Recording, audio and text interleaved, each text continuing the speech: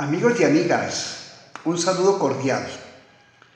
En asuntos didácticos de enseñanza, vamos aprendiendo que por lo general lo que uno oye se olvida, a no ser que lo insulte.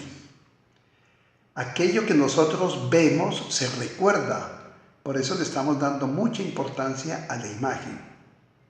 Pero la invitación es a realizar los ejercicios, es decir, hacer la experiencia, porque aquello que hacemos lo aprendemos.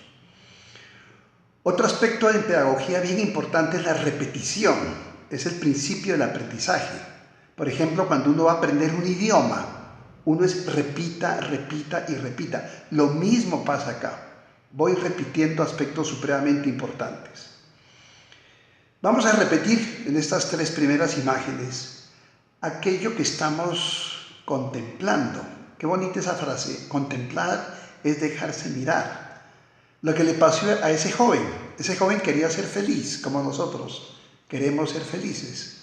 Y el Señor le dice, pues para ser feliz cumple los mandamientos. Pero le puso como una cascarita. El maestro le dijo todos los mandamientos menos el primero. ¿Y qué sucedió? Que este muchacho no era libre. Para amar hay que ser libre. Estaba apegado. Y entonces cuando le dice el Señor, vende las cosas, dáselo a los pobres. No se trata de vender y conseguir la plata. No, desapégate. Porque el apegarse, el tener adicciones, lo que graciosamente llamamos tragas malucas, que puede ser el trabajo, eso no nos deja ser felices. Pues bien, Ignacio Loyola nos va a indicar, o ya lo han hecho, pero aquí lo hacemos con un dibujo. Recuerden que hace 8 días les dije que les íbamos a mostrar un dibujo. Pues aquí viene el dibujo de Ignacio Loyola. Nos va a indicar cómo puedo yo ser feliz, cómo puedo lograr vida eterna. Y nos coloca una brújula. Y lo primero para ser feliz, ya lo hemos dicho, es reconocer que somos amados de Dios. ¿De cuál Dios? Del revelado por Jesús. Lo segundo, dejarse llevar por esa fuerza, por ese poder de amor, es decir, ser obediente, cumplir su voluntad.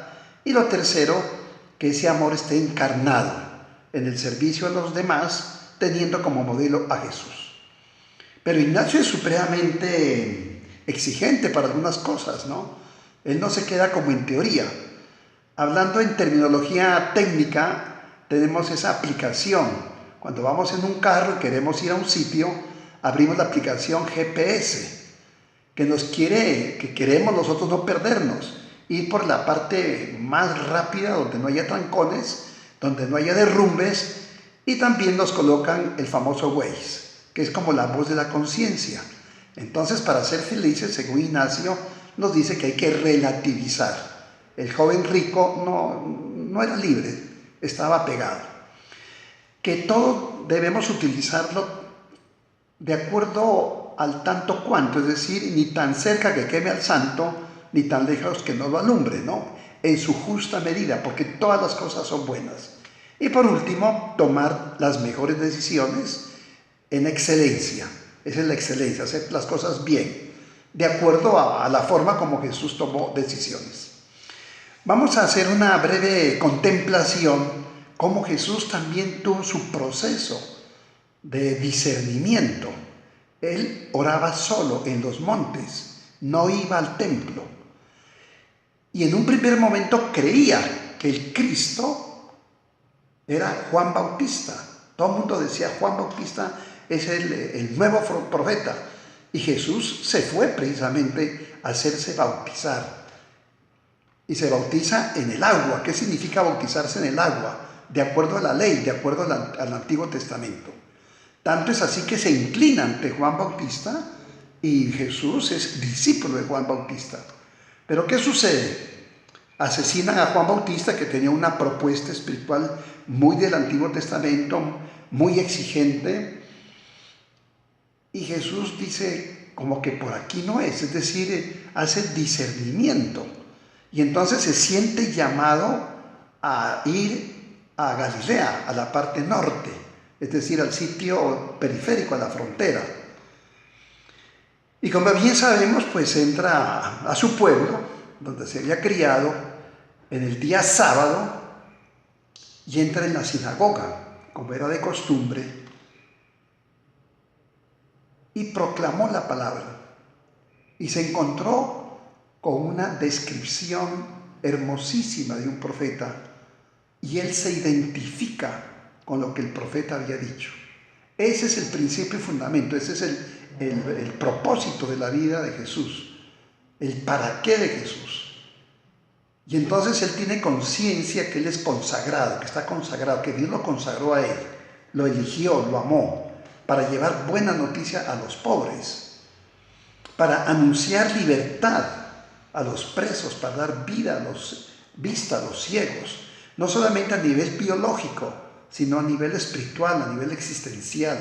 Muchas veces no queremos oír palabras de amor, muchas veces no queremos ver dónde está la libertad. Somos como ciegos y estamos oprimidos. Y observemos la palabra que es subrayado, el para. Eso indica finalidad, no el por qué. El por qué se lo dejamos a la ciencia física, aquí es a la ciencia espiritual.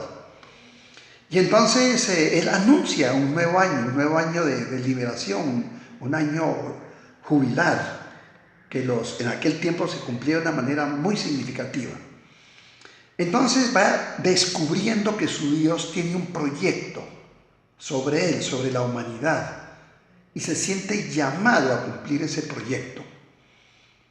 Continúa la escena, cierra el libro, aquella época pues eran estos pergaminos, se sienta y obviamente esa propuesta no fue aceptada, especialmente cuando él encarna en su propio cuerpo la misión que Jesús le había dado. Ahí está el escándalo. Se enojaron mucho, se levantaron. ¿Cómo así que un hombre común y corriente, y sobre todo de Galilea, que de allá no puede salir algo bueno, se está identificando con lo que dice el profeta? Y lo llevan al monte, lo querían asesinar. Pero Jesús no había llegado su hora, pasa en medio de ellos y se fue. Realmente hagamos una petición para que podamos experimentar a ese Dios, el revelado por Jesús, para que nosotros también lo podamos experimentar y lo podamos seguir, para cumplir nuestro principio y fundamento de acuerdo a los delineamientos que nos ha dado San Ignacio. Jesús experimenta, como decíamos, un Dios muy distinto a veces al que nos imaginamos, ¿no? Es un Dios que acontece, que no está fuera de nosotros.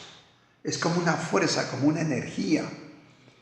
¿Y cómo lo llama? Ruá, en hebreo, soplo, ¿no? Neuma, en griego, como el viento que impulsa. San Ignacio va a llamar a esa fuerza moción, movimiento interior.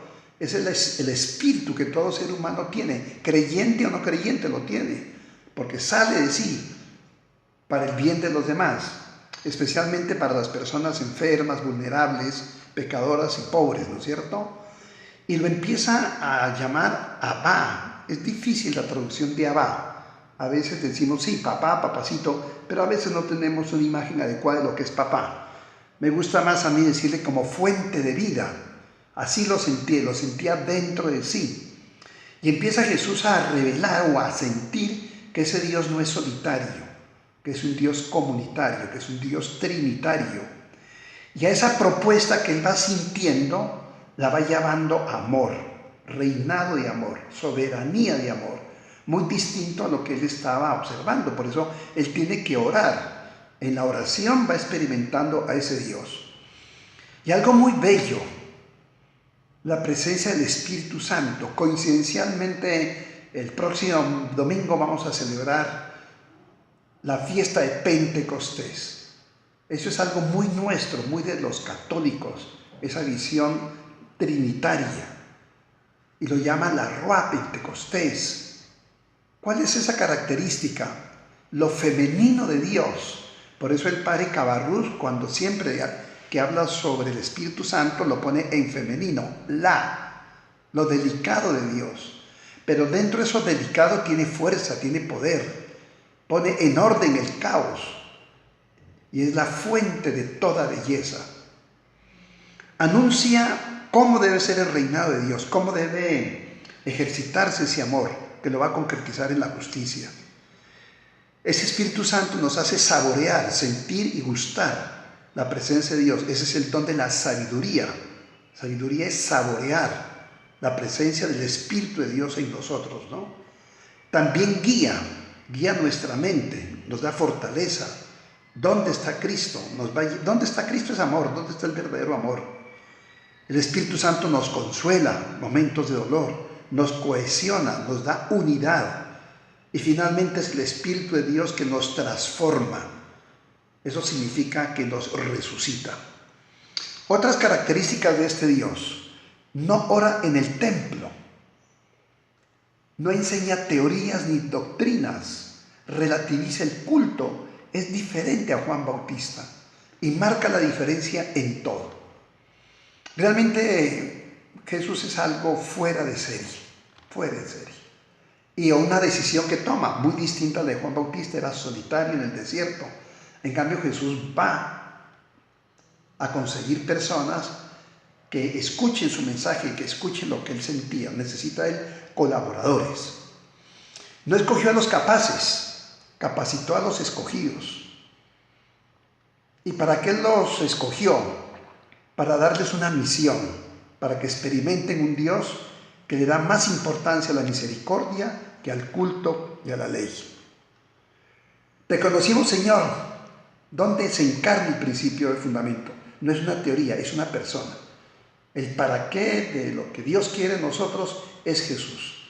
Parte el pan. ¿Cuál pan? El pan de su cuerpo. ¿Cuál pan? El pan de nuestro cuerpo, cuando lo damos a los demás.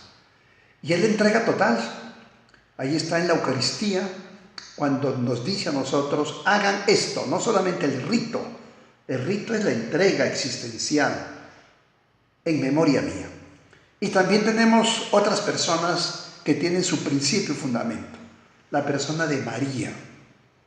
También ella pregunta, consulta cuál es su voluntad.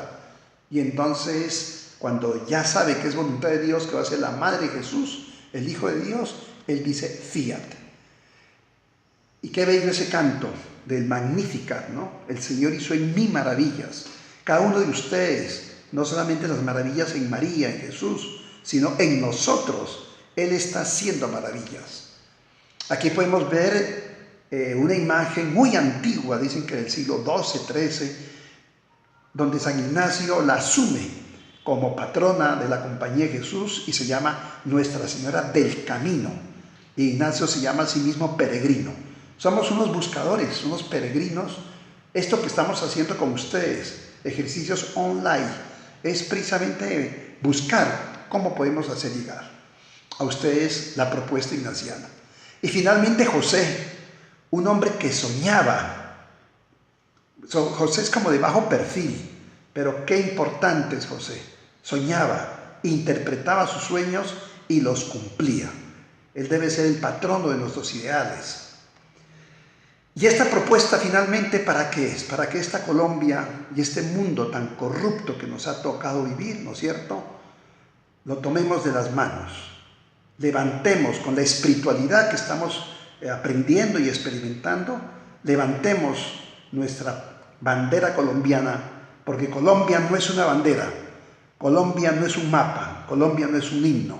Tú, yo, somos Colombia, una gotica de agua para transformar nuestra patria. Que Dios los bendiga.